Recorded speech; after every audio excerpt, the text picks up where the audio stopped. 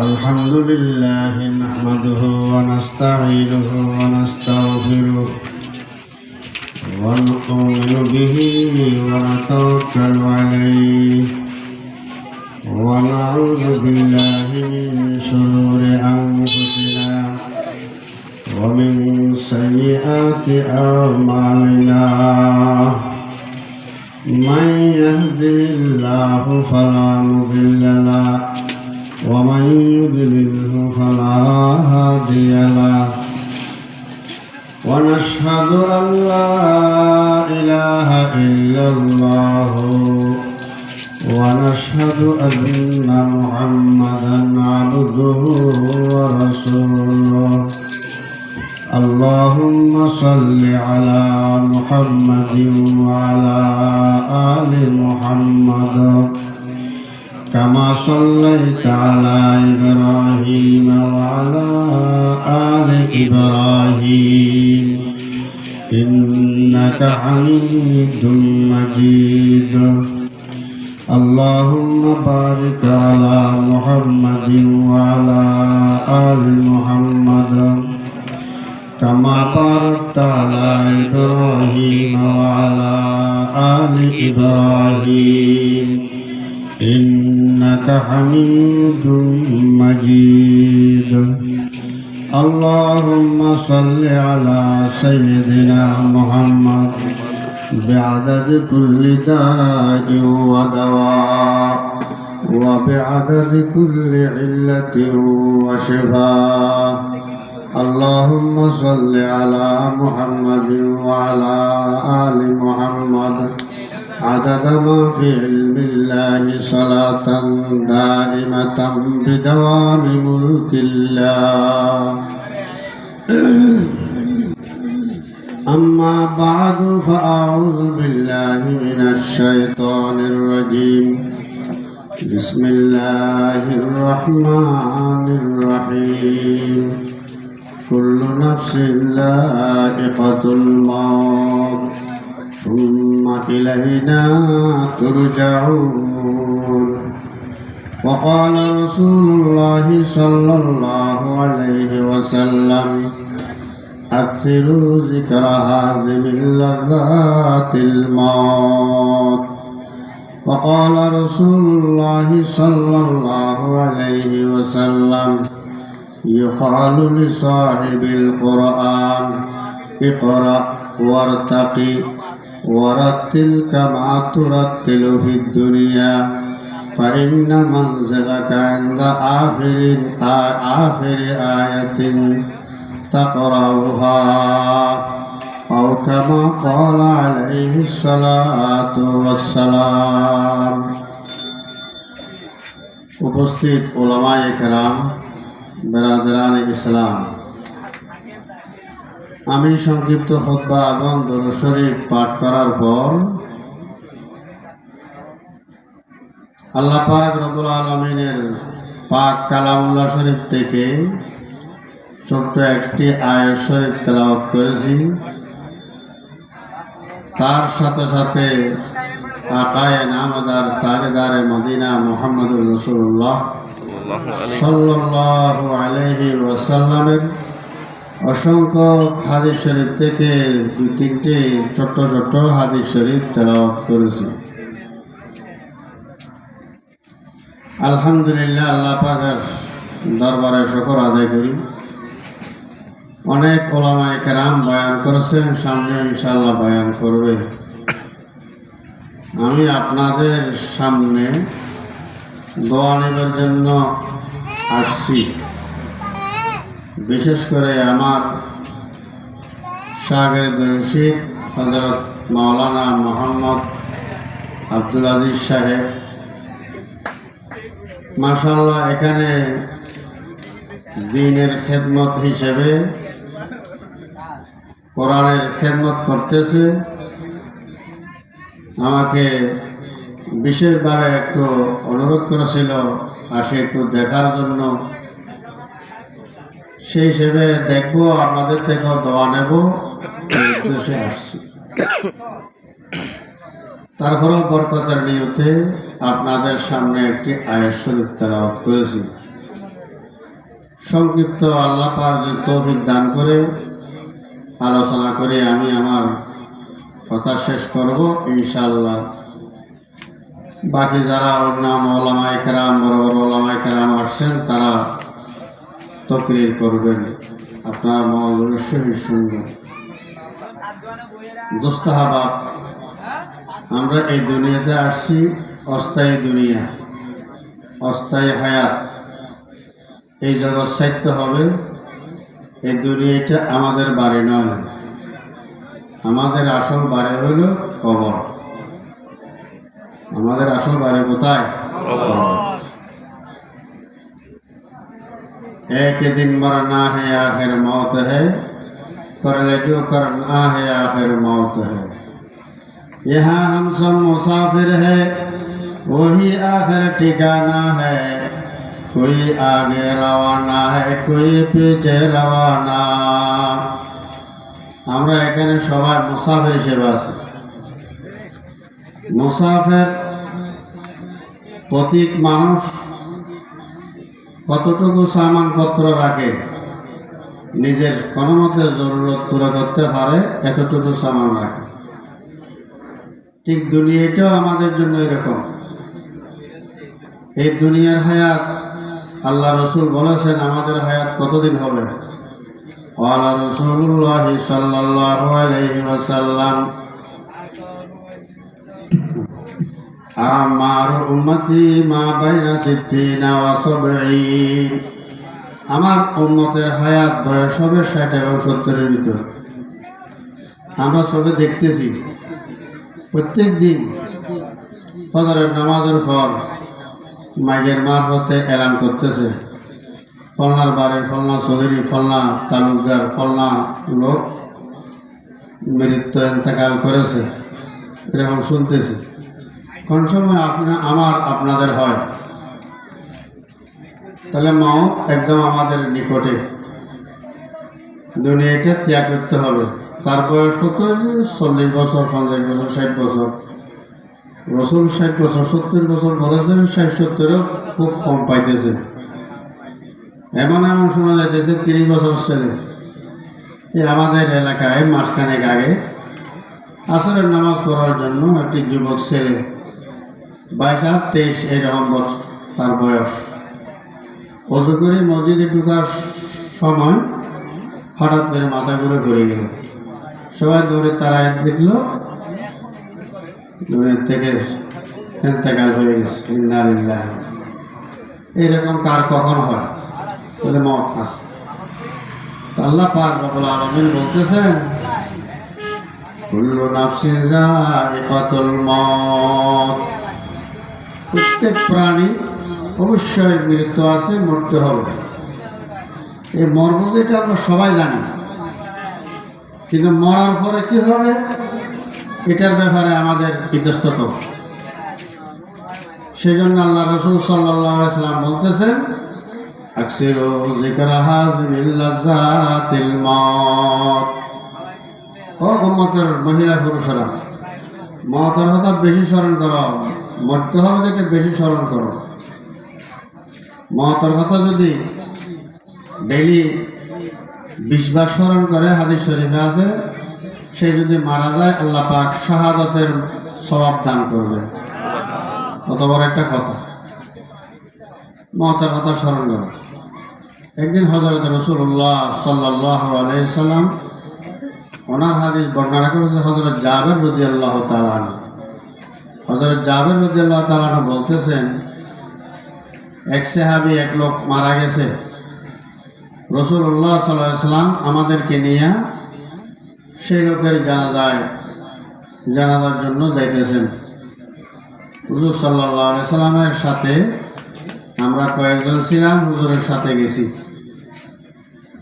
যাই ওখানে দেখা যাইতেছে কবর খনন করতেছে। রাসূলুল্লাহ সাল্লাল্লাহু আলাইহি সাল্লাম কবরের পাশে গেছে, যাইতেছে কিছু লোক হাসাহাসি করতেছে। আমাদের এখানেও দেখা যায় কবরস্থানে কবর করতেছে, জানাজার মাঠে রাজনৈতিক আলোচনা, গবেষণা, গীবত শেখায়ত, হাসাহাসি, ঠাট্টা মশকরি করে না করে ঠিক এই সময় রসুলাম এই অবস্থা দেখল। রসুল্লাহ সাল্লামের হাতের মধ্যে একটি কাঠি ছিল। রসুল্লাহ সাল্লাম নিচের দিকে তাকাইয়া মাটির দিকে কাঠিকে এরকম এরকম করলো, খুব চিন্তিত হইল।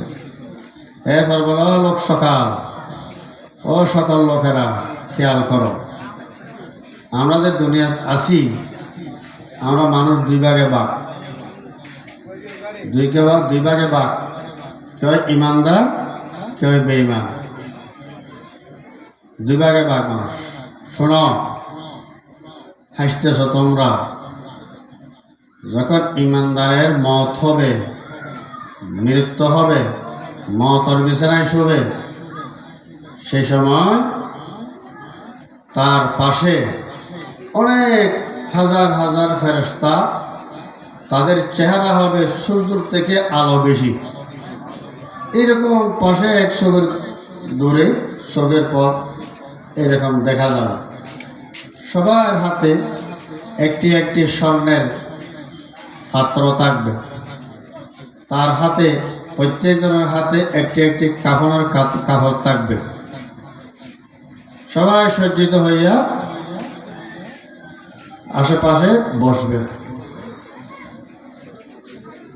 ওই যার মতের সময় হয়ে গেছে সে এগুলো দেখবে। এরপর হযরত আজরাইল সালাম তিনিও আসবে, আসে তার মাথার পাশে বসবে। সে মৃত্যু যে হবে তাকে খেতাব করে লক্ষ্য করে বলবে, তার রূহকে বলবে, উখরুজি উখরুজি রাদিয়াতাম মারদিয়া, এ ফলনার রূহ, আসো, আহলান সাহালান, তোমাকে স্বাগতম স্বাগতম, তোমার উপর আল্লাহ পাক খুশি, কোনো অসুবিধা নাই, তুমি আসো। এত যত্ন মহব্বত করে রূহকে বাহির করবে। আল্লাহ রসুল হাদিসের মধ্যে উদাহরণ দিতেছে, কলসির থেকে পানি যেরকম টুকুস করে বাইর হয়, এই রূহটা সেরকম করে বাইর হবে। সুবহানাল্লাহ। বাইর হওয়ার সাথে সাথে হযরত আজরাইল আলাইহিস সালাতু ওয়াস সালামে তার রূহকে নিজের হাতের মধ্যে নিবে।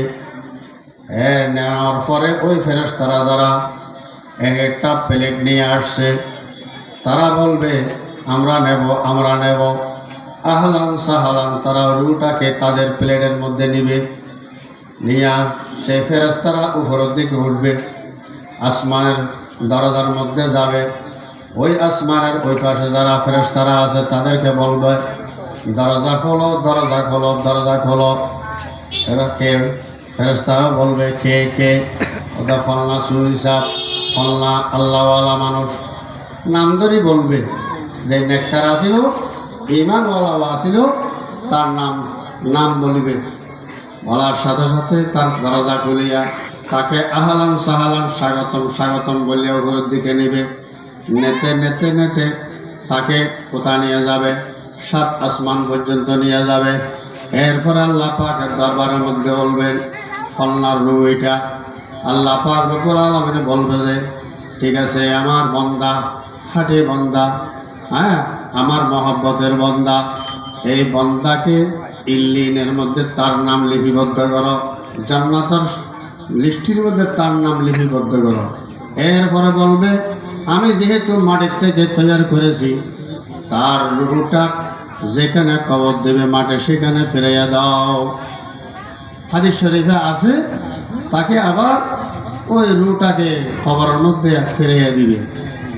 যখন তার শরীরের মধ্যে রূহটা আবার ফিরাইয়া দিবে, 2 ফেরেশতা সেখানে আসবে কবরের মধ্যে। ফেরেশতা দুজন তাকে বসাইবে, ফায়ুজলিসানিহি, তাকে বসাইয়া 3টা প্রশ্ন করবে। ফেরেশতারা বলবে, মান রব্বুকা ওয়া মা দীনুকা ওয়া মা হাযার রাজুলুল্লাযী বুইসা ফীকুম। 3টি প্রশ্ন করবে, তোমার রবকে, তোমার প্রভুকে। ওয়া মা দীনুকা, সে বলবে রব্বি আল্লাহ। যেহেতু আল্লাহর রাস্তায় তার হায়াতটা কাটাইছে, আল্লাহওয়ালা হয়েছে, দিনদার মুত্তাকি ছিল, ইমানদার ছিল, সে প্রশ্নের উত্তর দিবে আমার রব হলো আল্লাহ। দুনিয়াতে যেহেতু আল্লাহ স্মরণ করছে, আল্লাহর হুকুম মোতাবেক চলছে, তার মুখ দিয়ে বাহির হয়ে যাবে আমার রব আল্লাহ। দ্বিতীয় প্রশ্ন করবে ও আমা দীনুকা, তোমার ধর্ম কি ছিল, তোমার ধর্ম কি? সে যদি দিনদার ব্যক্তি হয় সে বলিয়া দিবে দীনিয়াল ইসলাম, আমার ধর্ম হলো ইসলাম ধর্ম, ইসলাম ধর্ম। তার হায়াতটা যদি ইসলাম ধর্ম মতে কাটাইয়াছিল, তাহলে তার জবান দিয়া মুখ দিয়া সওয়ালের প্রশ্নের উত্তর বাহির হয়ে যাবে আমার ধর্ম ইসলাম। তৃতীয় প্রশ্ন করবে ওয়া হাযার রাজুলুল্লাযী বুইসা ফীকুম, তোমাদের নিকট রসুল হিসেবে কাকে প্রেরণ করা হয়েছিল? সে যদি আল্লাহ পাকের যদি আল্লাহওয়ালা বান্দা হয়, ঈমান নিয়ে যায়, সে উত্তরে বলবে মুহাম্মাদুর রাসূলুল্লাহ সাল্লাল্লাহু আলাইহি ওয়াসাল্লাম, আমাদের রসুল, আমাদের নবীর নাম ছিল মুহাম্মদ সাল্লাল্লাহু আলাইহি ওয়াসাল্লাম। তিনি প্রশ্নের যখন নাকি উত্তর সঠিকভাবে দিয়ে দিবে, আল্লাহ পাক রব্বুল আলামিন হুকুম করবে আমার বান্দা সঠিক বান্দা, আমার আমার আমার ফাগলা বান্দা, আমার মহব্বতের বান্দা, তার কবরকে প্রশস্ত করিয়া দাও। তার কবর বলে প্রশস্ত হইয়া যাবে, এমন প্রশস্ত হবে যে এদিকে চাইল চোখের পথ, বামে চাইল চোখের পথ, সামনে চাইল পিছের দিকে চাইল, সব দিকে মেলা খোলা জায়গা হইয়া যাবে। তার কবরকে জান্নাতের সাথে কে হইয়া যাবে আর সম্পর্ক করে দেওয়া হবে এবং জান্নাতের পোশাক তাকে পরানো হবে। যেহেতু এটা আল্লাহ ভাবা, সেই জন্য আল্লাহ রাসূল সাল্লাল্লাহু আলাইহি ওয়াসাল্লাম বলেছেন আল কবরু রাউযাতুম মিন রিয়াজিল জান্নাহ, কবর হইল জান্নাতের বাগানের থেকে একটি বাগান। তার জন্য দুনিয়ার থেকে ঈমান নিয়ে যাইতে পারে, আমলে সালেহ নেক কাম নিয়ে যেতে পারে, নামাজ দোয়া হজ যাকাত আল্লাহ পাকের হুকুম মতে যদি জীবনটা হাঁটাইতে পারে, তাহলে সে জান্নাতি হবে। তার খবর এটা আর নেককারের খবর হবে, জান্নাতের বাগান হবে। এই ধরনের লোকের জন্য কবর এই অবস্থা, কবরের হালত অবস্থা এরকম হবে। আল্লাহ রাসূল বলেন ও আমার সাহাবারা শোনো, আর এক প্রকারের মানুষ আছে যারা ঈমান নিয়ে যাইতে পারল না, যারা নামাজ নিয়ে যাইতে পারল না, নেক কাজ নিয়ে যাইতে পারল না, তাদের মৃত্যুর সময় কি অবস্থা হবে শুনো। তাদের যখন নাকি মওতের সময় গণায় হবে, করিব হয়ে যাবে, কাছে হয়ে যাবে, সেই সময় এমন কতগুলো ফেরেশতা আসবে, উল্টা এমন কতগুলো ফেরেশতা আসবে যাই সমস্ত ফেরেশতারা একদম খালা, চুকচুকে খালা, একদম কালো। তাদের চোখটু হলে বড় হোক, গরম গরম অবস্থা, চোখ দিয়া নাক দিয়া আগুন বাহির হবে, দেখলে ভয় লাগবে। এরকম কতগুলো ফেরেশতা আসবে, হাজার হাজার। প্রত্যেক জনের হাতের মধ্যে তাও একটা প্লেট থাকবে, এই প্লেটের উপর একটা সালা বস্তা থাকবে, দুর্গন্ধওয়ালা। তারা আসবে, তারা আসে যখন নাকি এখানে বসবে, এরা তাদের পরে হযরত আজরাইল আলাইহিস সালাতু ওয়াস সালাম আসবে। আজরাইল আলাইহিস সালাতু ওয়াস সালাম বলবে আসিয়া, হে অমুক বান্দা, দুনিয়াতে এত বড় দুষ্ট ছিলি, এত বড় বজ্জাত ছিলি, বাইর হ, বাইর হ। তার রূকে বলবে বাইর হ, তোমার রূপ তুমি খুব দুষ্ট। এমনভাবে টানি হেঁচড়াইয়া বাইর করবে, যেমন নাকি বিষাক্ত একটা সাপকে ধরি রশি বাঁধিয়া টানে, এরকম করে বাইর করবে। বাইর করার পর এই সফরা আজরাইল আলাইহিস সালাম থেকে ওই সমস্ত ফেরেশতারা তাদের থেকে হাত তাদের প্লেটের মধ্যে নিয়ে নেবে। এরপরে যাবে উপরের দিকে, যখন নাকি যাবে তারা ফেরেশতারা বলবে দরজা খোলো, দরজা খোলো। ফেরেশতারা বলবে এটা কে? ওই বদকার লোক, ওই বদকার লোক। তার রুতে ফসা গন্ধ গন্ধ গন্ধ বাইর হবে। এইরকম যাইতে যেতে আসমান পর্যন্ত, 7 আসমান পর্যন্ত নিয়ে আনিবে। এরপরে পরে আল্লাহ পাক বলবে এটা তো তার নাম সিজ্জিনের মধ্যে দোজখেদের মিষ্টির মধ্যে লিপিবদ্ধ করো। এরপরে তার রুটা কবরের মধ্যে পৌঁছাইয়া দাও, তার শরীরের সাথে রুটা আবার পৌঁছাইয়া দিবে। ফেরেশতারা প্রশ্ন করবে, দুজন ফেরেশতা আসি প্রশ্ন করবে, মন রব্বুকা, সে বলবে আমার রব। তোমার রব কে? সে উত্তর দিবে আমি জানি না। লা আদরি, আমি জানি না, আমি জানি না। এরপরে দ্বিতীয় প্রশ্ন করবে ওমা দিনুকা, তোমার ধর্ম কি? সে লা আদরি, আমি তো কিছু জানি না, আমি কিছু জানি না। তৃতীয় নম্বর প্রশ্ন করবে ওমা হাজার রাজুলুল্লাযী বুইসা ফীকুম, তোমাদের নিকট যে রসুল পাঠানো হয়েছে সেই রসুল কে ছিলেন? সে বলবে যে লা আদরি। এখানে শিখে দিলেও কোনো চলবে না, যেহেতু এখান থেকে ঈমান নিয়ে যেতে পারে নাই, আমল সালিহ নিয়ে যেতে পারে নাই, সঠিক উত্তর আসবে না তার জবান দিয়া, মুখ দিয়া। এই সময় আল্লাহ পাক বলবেন এর কবর সাথে জাহান্নামের সাথে, দোজখের সাথে সম্পর্ক করিয়া দাও। জাহান্নামের আগুন তৈরি, আগুনের পোশাক পরাইয়া দিবে তাকে, তার কবর আর জাহান্নামের বাগান হবে। সেই জন্য আল্লাহ রসুল বলেছেন আল কবর রাউযাতুন মিন রিয়াজিল জান্নাহ আও হুবরুন মিন হুবারিন নার। তার জন্য কবর হবে জাহান্নামের বাগান, জাহান্নামের আগুনের টুকরা।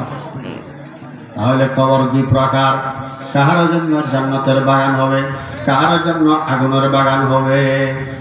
আল্লাহ রসুল সাল্লাল্লাহু আলাইহি ওয়াসাল্লাম সাহাবাদেরকে বলল তোমরা যে হাসতেছ, কবরের অবস্থা এরকম। কবর হইল বড় চেকপোস্ট, এখানে মুক্তি পাইলে সামনের দিকেও মুক্তি পাবে, এখানে যদি মুক্তি না পায় তাহলে সামনে মুক্তি হবে না। সেই জন্য দোস্ত বাবা, আমরা ঈমান নিয়ে যেতে হবে। আল্লাহ পাক রব্বুল আলামিন আমাদেরকে খেতাব করে বলতেছেন ইয়া আইয়ুহাল্লাযীনা আমানুত্তাকুল্লাহ ওয়া লা তামুতুন্না ইল্লা ওয়া আনতুম মুসলিমুন। ও ঈমানদার লোকেরা, আল্লাহকে ভয় করো, আল্লাহকে ভয় করো। মুসলমান হওয়া ছাড়া মরিও না, মরিবার সময় মুসলমান হইয়া মরিও। মুসলমানই কি? মুসলমানই হইল ঈমান, মুসলমানই হইল নামাজ, মুসলমানই হইল রোজা, মুসলমানই হইল হজ, মুসলমানই হইল নেক আমল, ভালো ভালো আমল। এগুলো নিয়ে যেতে হবে। এগুলো যদি নিয়ে যেতে পারছি তাহলে কবরে কি পাবো? শান্তি পাবো, শান্তি পাবো। সেই জন্য আল্লাহ রসুল সাল্লাল্লাহু আলাইহি ওয়াসাল্লাম বলছেন তোমরা যে হাসতেছো কবরের কথা স্মরণ করো। ফালিয়াদাকু কলিলা ওয়ালিয়াবকু কাসীরা, কম হাসিও বেশি কাঁদিও, কম হাসিও বেশি কাঁদিও। হযরত ওসমান রাদিয়াল্লাহু তাআলা আনহুর অবস্থা লিখতেছেন, এক কিতাবের মধ্যে আছে হযরত ওসমান রাদিয়াল্লাহু তাআলা আনহু যখন নাকি কবরস্থান দিয়ে যাইতেন, কাঁদতে কাঁদতে চোখ দিয়ে পানি বাহির হইয়া দাড়ি মোবারক ভিজিয়া নিজের সিনা ভিজি যাইত।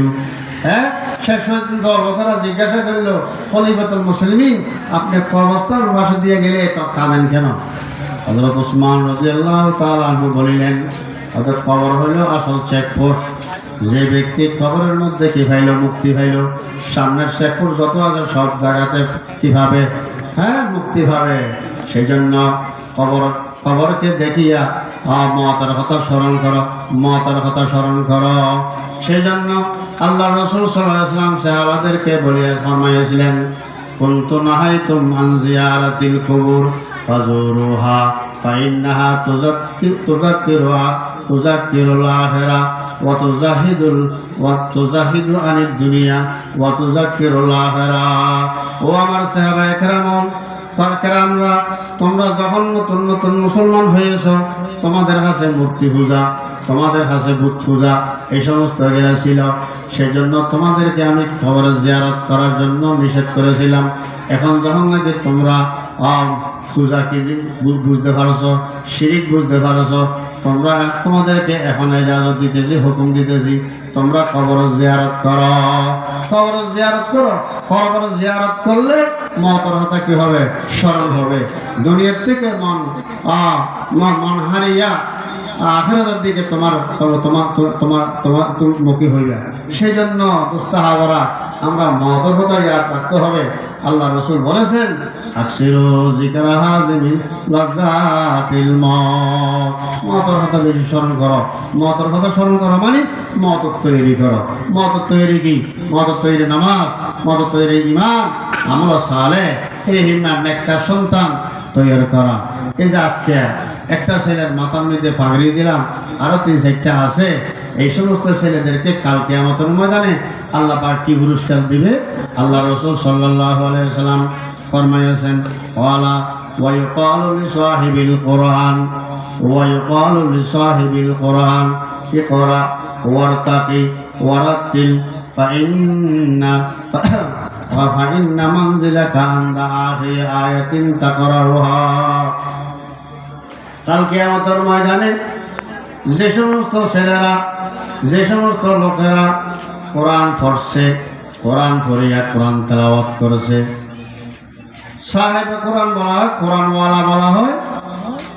যে ব্যক্তি কোরআন শিখছে এবং কোরআন তেলাওয়াত করে এবং কোরআনের মানে অর্থ বুঝে এবং কোরআন মতে আমল করে, তাদেরকে সাহেবে কোরআন বলা হয়, অর্থাৎ কোরআনওয়ালা। যে আমাদের দেশে চাষ করলে চাষি বলে, ইঞ্জিনিয়ারিং কাজ করলে ইঞ্জিনিয়ার বলে, ডাক্তারি করলে ডাক্তার বলে। শুধু পড়লে হবে না, ডাক্তারি করতে হবে, সে ডাক্তার বলবে। কোরআন শরীফ শুধু কোরআন শরীফ শিখলে হবে না, কোরআন শরীফ শিখিয়া কোরআন শরীফ তেলাওয়াত করে। বর্তমান কোরআন শরীফ তেলাওয়াত উঠে গেছে, কোরআন তেলাওয়াত করি না আমরা, কোরআন তেলাওয়াত করব। কেন?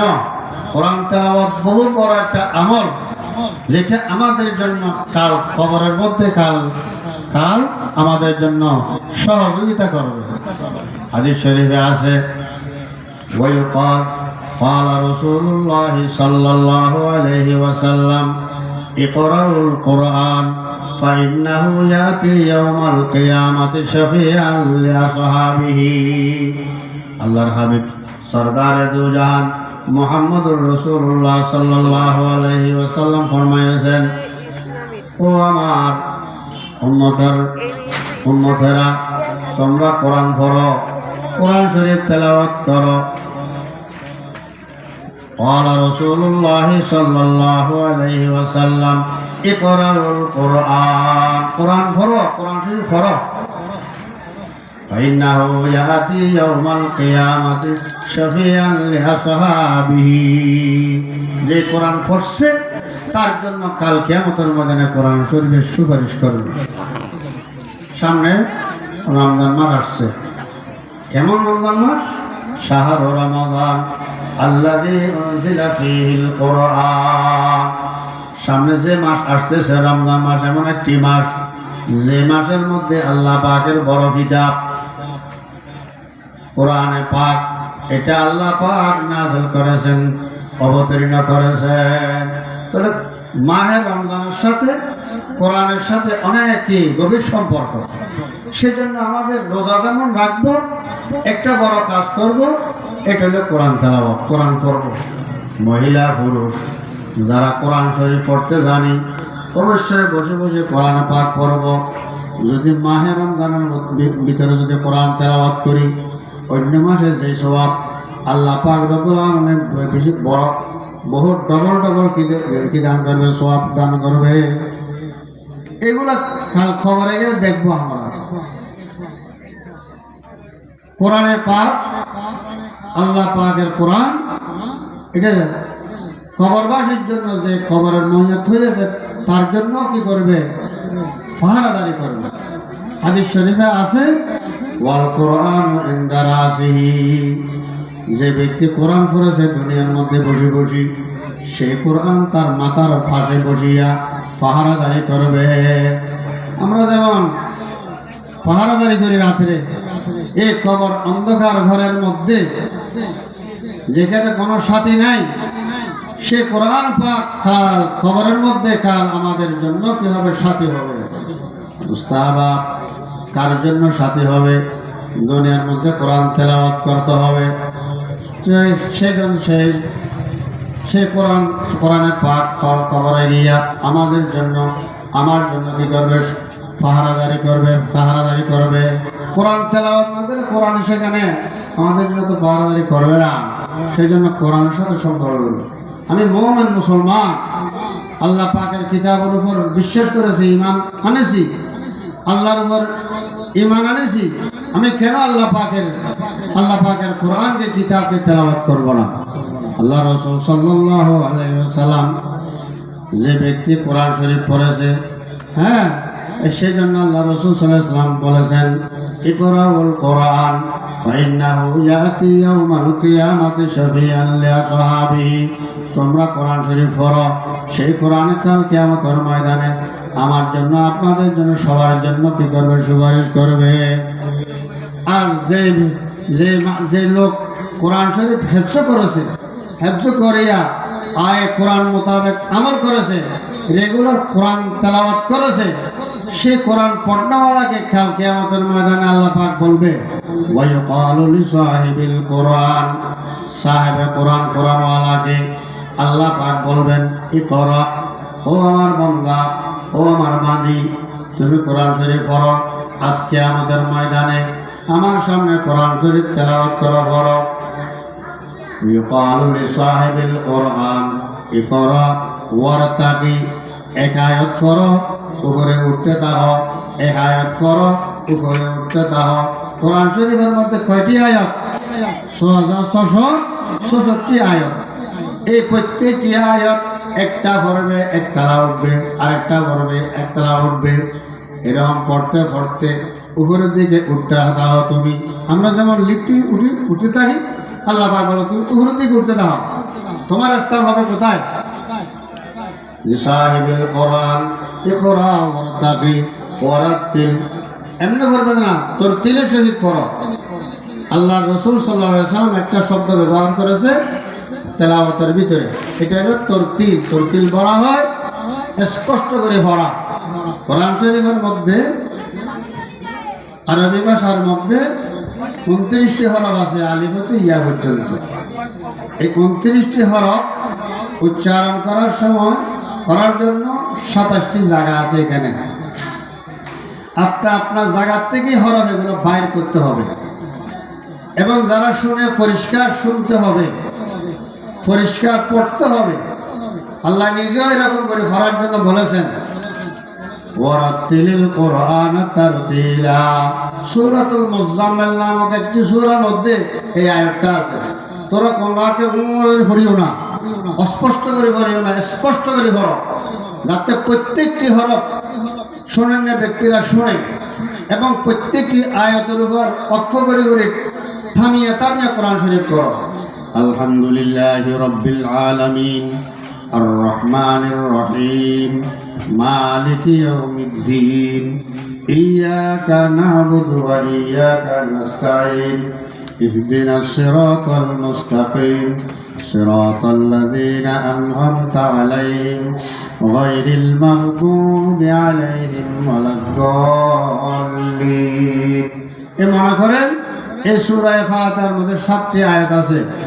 প্রত্যেকটি হরফ উচ্চারণ করে এবং প্রত্যেকটি আয়াতের মধ্যে ওয়াকফ করে টরে পড়ো, থামিয়ে পড়ো। এরকম অন্যান্য যেগুলো সূরা আছে এরকম করে পড়ো। ইয়াসিন ওয়াল কোরআনিল হাকিম ইন্নাকা লামিনাল মুরসালিন আলা সিরাতিন মুস্তাকিম। দুনিয়ার মধ্যে যেরকম তুমি তরতিলের সহিত স্পষ্ট করে করে পড়ছিলা, আজ কিয়ামতের ময়দানে আমি রব্বুল আলামিনের সামনে একটি আয়াত পরিষ্কার করে করে উপরের দিকে উঠতে থাকো। ফাইন্না মানজিলাকা ইনদা আখিরি আয়াতিন তাকরাউহা। ও আমার বান্দা, তোমার ঠিকানা হবে, তোমার অবস্থান হবে ওইখানে যাইয়া যেখানে তোমার পড়া শেষ হবে। দুনিয়ার মধ্যে যেমন নাকি পড়ছি, এরকম পড়ার জন্য আল্লাহর সামনে বান্দাকে আল্লাহ পাক কি করবেন? হুকুম করবেন। কত বড় হতা! এবং হাদিস শরীফে আছে আরো, তার মা বাবাকে, যে ছেলে কোরআন পড়িয়া কোরআন মধ্যে আমল করিয়া দুনিয়ার থেকে গেছে, তার মা বাবাকে মাথার মধ্যে একটি স্বর্ণ একটা টুপি দান করবেন, পুরস্কার দিবেন। এখান থেকে আজকে এটা আসছে। আমরা যে হাফেজদেরকে বা দরা কামেল করিয়া ফাগরি দিই, ওই সম্মান করা যায়। কাল কিয়ামতের ময়দানেও আল্লাহ পাক এই ধরনের আলেম হাফেজেরকে, হাফেজের মা বাবাকে, হাফেজ কেন, হাফেজের মা বাবাকে স্বর্ণের টুপি দান করবে।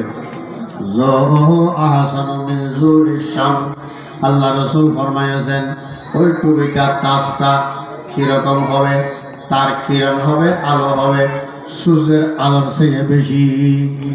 আল্লাহ রসুল সাল্লাল্লাহু আলাইহি সাল্লাম এই হাদিসের শেষে দিয়া বলতেছেন, যে ছেলেটা কোরআনে হাফেজ হইয়া আমল করিয়া দুনিয়া থেকে আসার পর তার মা বাবাকে যদি স্বর্ণের টুপি দান করিয়া সম্মান করে, সেই ছেলেটাকে আল্লাহ পাক কি দিবে তোমরা চিন্তা করে দেখো। সেজন্য কোরআনের শিক্ষাকে আমরা গুরুত্ব দেব, নিজেও কোরআন শিখব, নিজের ছেলে সন্তানদেরকে কোরআন শিখব। আমরা তো মরব, আমরা মারা গেলে আমাদের জিয়ারত কে করবে? ছেলে সন্তানরা করবে না। কোরআন শিক্ষা না পাইলে কি দিয়ে জিয়ারত করবে? সেখানে হাত দিয়ে হাত এমনি ধরে দাঁড়া থাকলে কি জিয়ারত হয়ে যাবে না?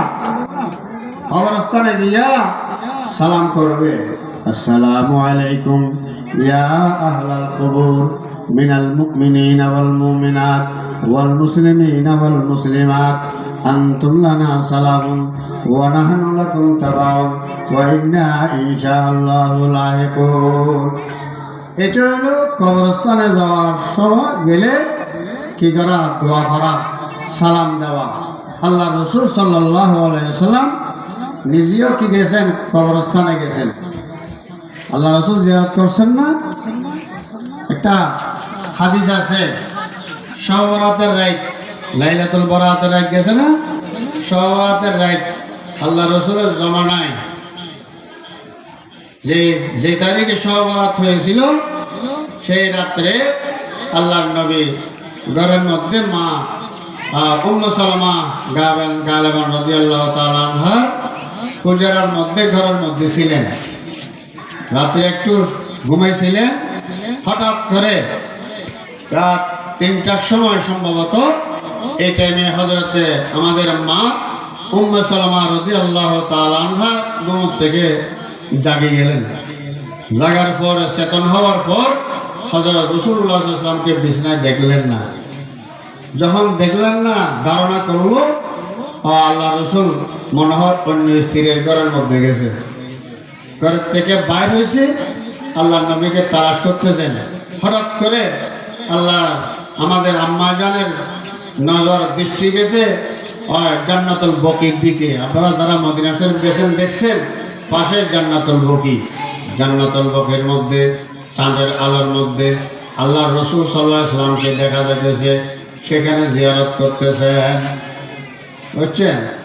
তাহলে আল্লাহ রসুল সাল্লাল্লাহু আলাইহি ওয়াসাল্লাম কবর জিয়ারত করেছেন। এই কবরের জিয়ারত করার সময় কবরস্থানে যাওয়ার পর আল্লাহ রসুল এটা পড়ছেন, আসসালামু আলাইকুম ইয়া আহলাল কুবুর, ও কবরবাসীরা তোমাদের উপর সালাম, তোমাদের উপর সালাম। আসসালামু আলাইকুম ইয়া আহলাল কুবুর মিনাল মুমিনিনা ওয়াল মুমিনাত ওয়াল মুসলিমিনা ওয়াল মুসলিমাত, যত মুমিন মুসলমান নরনারী আছো সবার উপর সালাম। আনতুম লানা সালাফুন ওয়া নাহনু লাকুম তাবাউন, তোমরা আমাদের আগে চলে গেছো, তোমাদের পিছে আমরা আসতেছি। এটা হলো দোয়ার অর্থ। এই লম্বা দোয়া যদি না জানি তাহলে কমপক্ষে এতটুকু করবো, আসসালামু আলাইকুম ইয়া আহলাল কুবুর, ও কবরবাসীরা আপনাদের উপর সালাম বর্ষিত হোক। এটা আল্লাহর নবীর সুন্নাত, এটা আমল করবো তো ইনশাআল্লাহ। যে কোনো কবরস্থান পাশ দিয়া গেলে আমরা সালাম করব, এরপরে তাদের জন্য মাগফিরাতের দোয়া করব। আমাদের ছেলে সন্তানরা যদি আমাদের জন্য মাগফিরাতের দোয়া করে, হাদিস শরীফে আছে ছেলে সন্তানরা যখন মাগফিরাতের দোয়া করে, এই দোয়াইটাকে পাহাড় বরাবর করে আল্লাহ ওই বান্দার নিকট সব পৌঁছানো হয়। তারা জিজ্ঞাসা করে, ও বাড়ি তালা, আমাদের জন্য তো আমরা মরে গেছি, আমাদের আমল তো বন্ধ হয়ে গেছে, এই সমস্ত এগুলা কোথা থেকে আসতেছে? আল্লাহ পাক বলবেন তুমি যে নেককার সন্তান রাখি আসছো, হাফেজ কোরআন রাখি আসছো, নামাজি ছেলে রাখি আসছো, তোমাদের জন্য বলতেছে আল্লাহুম্মা গফিরলি ওয়ালি ওয়ালিদাইয়া ওয়ালিমান তাওয়ালাদা ওয়ালি আসাতিজাতিনা ওয়ালি মাশায়েখিনা ওয়ালি আহবাবিনা ওয়ালি জামিল মুমিনিনা ওয়াল মুমিনাত ওয়াল মুসলিমিনা ওয়াল মুসলিমাত। এই দোয়াটা পড়ি আর আমরা নামাজের শেষে দিয়ে পড়ি। হ্যাঁ, তোমাদের জন্য মাগফিরাতের দোয়া করতেছে, সেই জন্য এই মাগফিরাতের দোয়াইটা তোমাদের জন্য আল্লাহ পাক পাহাড় সমান করে দোয়া পৌঁছাতেছে। 2 নম্বর সূরা ইখলাস 3 বার পড়ো। 3 বার সূরা ইখলাস পড়লে আল্লাহ পাক এক খতম কোরআন শরীফের সওয়াব দান করবে। সূরা ইখলাস কি? কুল হুয়াল্লাহু আহাদ আল্লাহুস সামাদ